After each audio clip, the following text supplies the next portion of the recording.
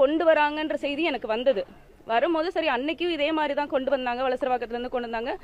அவர் ஊரில் இருக்காருன்றது தெரிஞ்சு தான் வந்தாங்க. ஆனால் தெரியாத மாதிரி என்கிட்ட தான் கேட்டாங்க. நான் அவங்கள காத்திருக்க சொல்லி அவர் வந்தக்கப்புறம் சந்திச்சு கையெழுத்து வாங்கி எடுத்துகிட்டு போனாங்க. அப்போவே வந்து சொன்னார் இவர் 2 வாரம் முழுக்க எனக்கு தேதி இல்லை அப்படின்னு. அவங்க தான் கேட்டு அந்த 27ஆம் தேதியை கேட்டு வாங்கிட்டு போனாங்க. உங்கள் வழக்கறிஞர்கள் வந்து அங்கே வந்து எழுதி கொடுக்கட்டும், அதுக்கப்புறம் இன்னொரு தேதி கொடுத்துக்கிறோன்னு சொல்லி அவங்க தான் சொல்லி வாங்கிட்டு போனாங்க.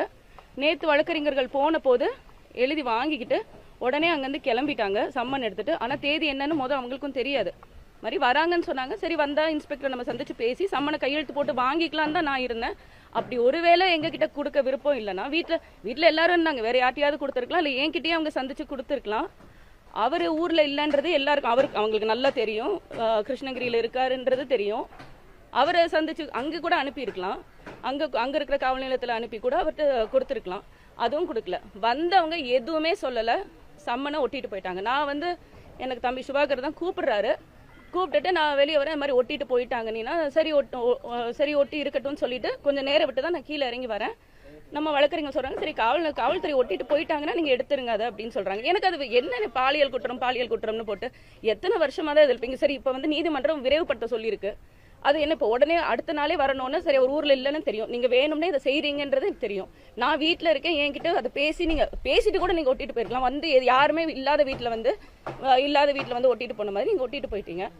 நான் வந்து வெளியே வந்து பார்க்குறேன், தம்பி இது மாதிரி சொல்கிறாரு ஒட்டிட்டாங்க நீனா. அப்புறம் ப்ரெஸ் மட்டும் தான் நின்றுட்டு இருந்தாங்க.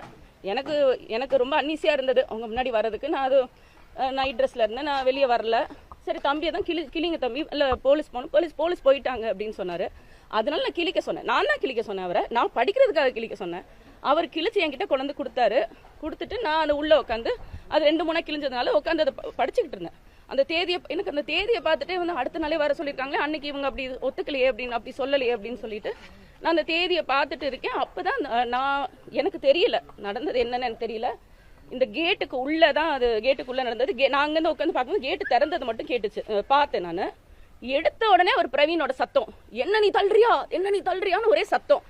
எனக்கு நான் இதை சுத்தமாக நாங்கள் எதிர்பார்க்கல. சம்மன் கொடுத்தாங்க, நாங்கள் சம்மனை வந்து எடுத்து வச்சு நாங்கள் படிச்சுட்டு இருக்கோம், அவ்வளோதான். நான் சுத்தமாக அதை எதிர்பார்க்கல. அப்புறம் அங்கிட்டு தள்ளிட்டு போகிறாங்க, செய்கிறாங்க. அப்புறம் நான் அண்ணன் இப்படி இழுத்துட்டு போகும்போது தான் நம்ம எப்படி சும்மா இருக்கிறது, நம்ம நாங்கள் எல்லாம் உங்களுக்கு தெரியும், நாங்கள் வந்து கட்சி ஒரு குடும்பம் மாதிரி நாங்கள் எல்லாரும் சேர்ந்து ஒன்றா பயணிக்கிறோம். எங்களை விட கூட இருக்கிறவங்க மேலே கையை வச்சாதான் எங்களுக்கு இன்னும் கோவம் வரும்ன்றது உங்களுக்கு நல்லா தெரியும். மென்டலி எங்களுக்கு டிஸ்டர்ப் பண்ணணும். அப்புறம் வந்துட்டு அவரை கூப்பிட்டு போகிறாங்க. நான் வெளியே வர்றேன். வெளியே வந்து பார்த்தா அவர் ஒரு ரிட்டையர்டு ஒரு எக்ஸ் சர்வீஸ்மேன். அவரை வந்து எப்படி ஒரு குப்பை மாதிரி நீங்கள் எல்லாரும் பார்த்துட்டு தான் இருந்தீங்க. அவர் எப்படி உள்ளே தூக்கி போடுறாங்க. அவர் இங்கே செக்யூரிட்டியாக இருக்காரு, நம்மளுக்கு பாதுகாவலராக இருக்காரு. அவருக்கு கன் வச்சிருக்கிறதுக்கான லைசன்ஸ் வச்சிருக்காரு. அவர் அதை கையிலே எப்பவும் வச்சிருக்காரு, தன் பையில எப்பவும் வச்சிருக்காரு.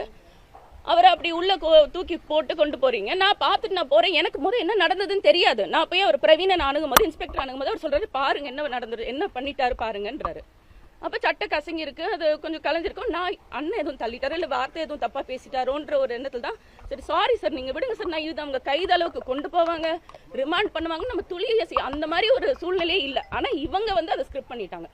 முதல்ல ஸ்கிரிப்ட் பண்ணி தான் வந்திருக்காங்கன்றது நல்லா தெரியுது.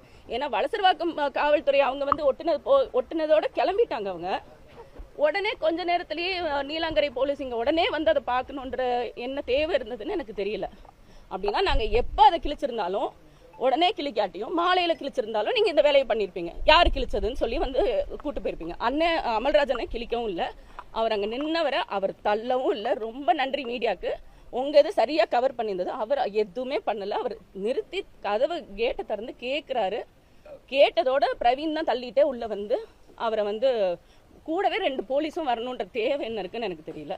வந்து அவர் அப்படி இழுத்துட்டு போய் கூட்டு போகிறாங்க. அப்போ தான் நீங்கள் எல்லாரும் சாரி கேட்டாங்க. சாரி என்னங்க சார், எங்கள் கல்யாணம் ஆனதுலேருந்து அவர் கைதாயிருவார்னு சொல்லிட்டு இருக்கேன். நாங்கள் எல்லாத்துக்குமே துணிஞ்சு தான் இருக்கோம். நம்ம அண்ணன் ஏதோ பண்ணிட்டாரோன்னு தான் அவர்கிட்ட சாரி சார் நீங்கள் விடுங்க சார் அவரன்னு சொல்லி நான் கேட்குறேன்.